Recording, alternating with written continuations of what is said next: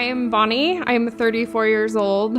I have an amazing son, Connor, who's 12 years old, and the sweetest daughter, Mackenzie, who's 8 years old. I fled the home from domestic violence to start a better future for myself and my children. Before I came to the shelter, I was in survival mode. I felt so numb, like I had nothing left to give. I remember one day there was a really bad fight, and my son came in and saw me crying, and he said, "Mom, you deserve so much better. You don't deserve this." The day that I ended up leaving, I took the kids to my friend's house, and I had to sit in the car and tell them we're not going back home. It's not safe anymore. I had never visited the House of Hope before coming here for my stay. I didn't know if the kids were gonna be okay. I didn't know if they were gonna adapt. I just felt really scared. I never expected to be friends with anybody, being in the shelter. Fortunately, I have one that is somebody I would legitimately call my best friend. And I don't know what I would do without her. My name is Melody, and I'm 43 years old. I have two sons, Micah, age 7, and Jace is 20. Melody is a very tell you as it is type of person, and I feel like everybody needs one of those people in their life. She has been through so much, and she has not let it affect her as a person.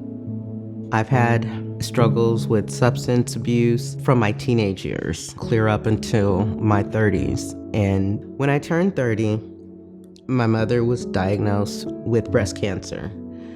And it was in a very late stage when she found out, and progressed very quickly, was very aggressive, and she passed 9 months later. That was a huge blow because she was my biggest cheerleader. She was my best friend. And that began the downward spiral. I went back to what I knew and how to self-soothe, and that was with alcohol and drugs. I lost it all. I lost my home. I lost my marriage, car, job, and lost all hope. Thus began my career as a homeless person in downtown Seattle. And then the event that got me to treatment occurred, and that was a physical assault, a sexual assault, and ended up having my nose broken, a couple of bones fractured in my face, my orbital socket, not to mention all the emotional damage that came with that. That was a catalyst for me getting clean and finding recovery.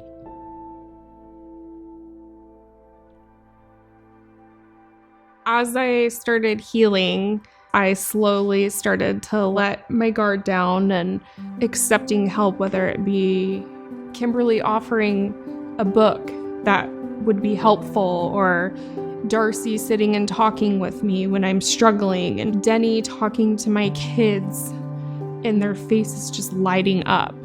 Being surrounded by everybody here, I just felt like the spark, like the old Bonnie was coming back.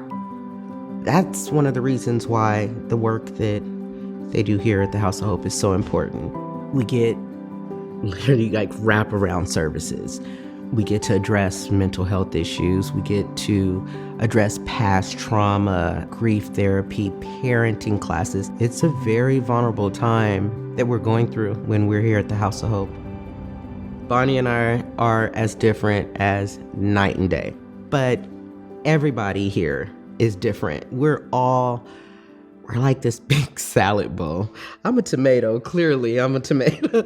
And then, Bonnie's the cucumber, and then you've got olives, and everybody has these different personalities and in different backgrounds, but we all have this common goal to thrive, to be the best moms to our children, to be the best sisters, daughters, friends, pillars of our community, again, contributors. So you put us all in this big salad bowl, and no matter how much you toss it and mix it, a tomato's still gonna be a tomato, and a cucumber's still gonna be a cucumber, but we make this beautiful creation, this beautiful thing.